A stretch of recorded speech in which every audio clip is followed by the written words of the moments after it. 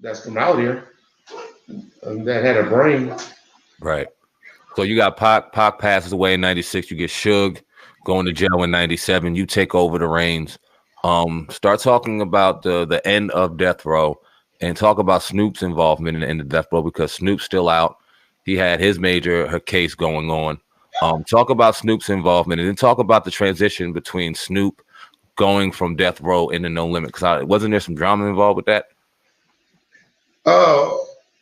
Well, people just like to make it seem like P, no disrespect to P, because during that transition, Master P was 100 with everything that he did and how he conducted himself as a businessman. But what it was even y'all almost got him out there on the East Coast.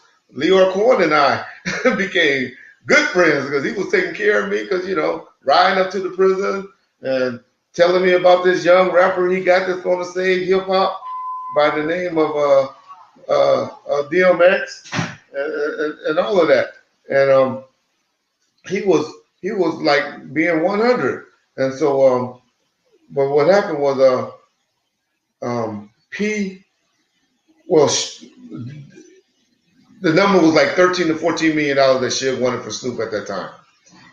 And because he already had Interscope and Priority talking about coming up with that number, because they were going to split. They was going to split Snoop. They was going to have him. Interscope was going, and then Priority was going to distribute it.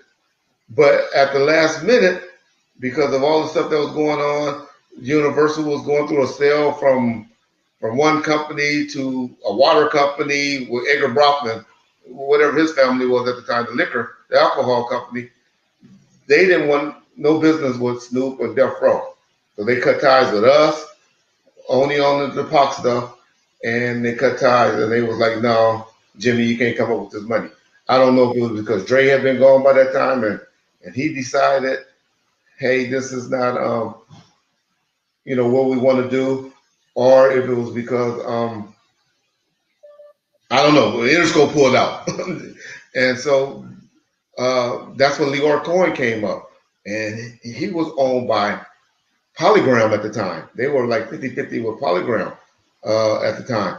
And he came back and was like, yeah, all they willing to do is like $7 million.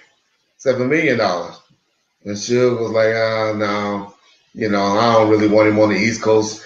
He with Def Jam, for some reason he didn't like Russell Simmons and Leor, I think. Leor Cohen, which was cool. He just didn't want to do it. And Leor was like, okay, respect, and he bowed out. So he had me to get Brian Turner up there, who was the owner of Priority Records. And him and Brian always had a great relationship. He ended up getting Brian to do a distribution deal, which was like half the money that we was getting, not even half, but like $350,000, $400,000 a month, and a 7% override on Snoop's last 3 albums that we had the rights to, and $4.5 million up front. Is the deal that he told Brian to do it, but Brian was like, well, I don't know if I could come up with that type of money. He said, hey, you got that guy, Master Pete over there. You got him. Bill him to him. Him and Snoop, they had did a couple of songs together and all of that prior to him being released. He's like, see if he'll, kick in and you can build it to him. And then that's how Snoop rights was eventually signed to Priority, not to No Limit. It was to Priority, and Priority did whatever deal they did with P. But it was Suge Knight that came up with the idea for Snoop rights. I hate to say sold because we don't like to say that being black. Right. But his rights was sold to Priority Records. All Suge behind you, him and Brian Turner. Did Snoop ever try to own Death Row? Was he ever trying to put his hand in ownership of Death Row? Nah, you remember he just told y'all he never had $1 million. Right. He told you that I ain't never seen a check for $1 million, which was a lie because that was the separation agreement, for him to be clear of everything, where we didn't have to do any accounting to him, and for him to sign the paperwork to be signed to Priority and all of that. but mainly was to get all the paperwork and get everything cleared up. The agreement was he got $1 million, and his rights was assigned to to Priority Records. But so how could he do that if he had $1 million? But no, what it was that Snoop really felt that he should have been running the company. And looking back on it, because we eventually let Daz be over the music department and all of that. I wish we could have brokered some type of deal where I could have just like did the business part and all of that, and he did the music part if we were smart enough to do that at that time. But I got to remember Dogfather had just came out, and we thought he was done because Dogfather was whack. Y'all know that. Okay. Now you talk about what were you talking about? You talk about Snoop. Uncle Snoop is one of the most beloved figures out here ever in hip hop. Mm-hmm. But I've been watching a lot of your podcasts, man. You've been calling Uncle Snoop a damn snitch. Yeah. We got Tekashi on the stand running his mouth. We're gonna get into that. But why do you call Snoop a snitch? Yeah, I might be coming a little hard on Snoop, but I'm speaking the real. I put up the paperwork for any of y'all that don't believe it. You can look on Bomb First. It's pinned it. In the video section with the police report, where snitch is not the correct word, because snitching is when you usually telling the truth. I don't know what the word is when somebody's lying on you or trying to get you and caught up or incarcerated. I don't know what that word is, but I'm sure it's a word out there.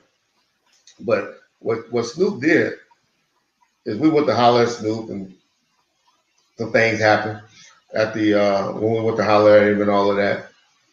And he took off and ran, him, Daz, and Priest, Superfly, another little young producer that was trying to be up under him that never really made it. They all took off and ran straight to the police. And they got arrested because they had some weed on them. And then one of the homies that was with us, Sock Snoop, hit him in the face and all of that. And they took and ran like little bitches like they are, and ran straight to the police. And then the police, pat them down and get the weed and all of that. So while they talking to them, and they probably developing a relationship, and they telling them, oh yeah, these guys with guns, and they were trying to shoot us, and I fear for my cousin, my nephew, he's still tied up with them, and they gonna kill him just like Suge killed Tupac. Damn. Now those ain't the exact words. I paraphrased it, but y'all can read the report for yourself. Go to Bomb First and check it out.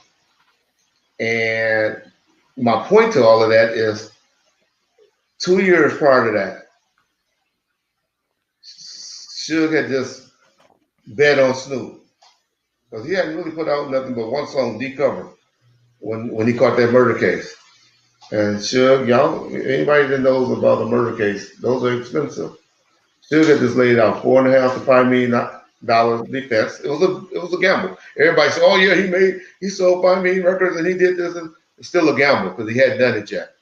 But he did it, and he hit a home run. He hit home runs. He hit 2, and got the money back. But it's still a gamble. But somebody that put that type of money up for you and lay out, put their selves on the line for some other things and look out for you. And then 2 years later, you try to get them the same beat that they just helped you beat for a slap, or just because you mad because some niggas came and y'all had a confrontation, and you gonna try to put that on them? I don't know what you call that person. I don't know. It ain't cool, in my opinion. Yeah, that's pretty crazy there. I got to check out that paperwork. That's your first time hearing that, Yeah, I hadn't heard that. And people say, "Oh, you just created that because you're an ex-cop and all of that." No, Nick Broomfield put it in his little documentary in 1998. His article in the LA Times wrote about it and all of that. So, yeah. So we got to transition obviously into 6ix9ine after hearing that. Now, is this a culture that goes on in music first and foremost? Before we get your thoughts on 6ix9ine, is testifying and talking something that readily happens, and it's just not just starting with 6ix9ine and getting such high publicity? Has this been going on, to your knowledge, for a long time? Man, being on law enforcement, everybody will talk eventually. People, I don't know niggas that tell on their mama, to be honest. So I don't just put it as a rap industry culture. It's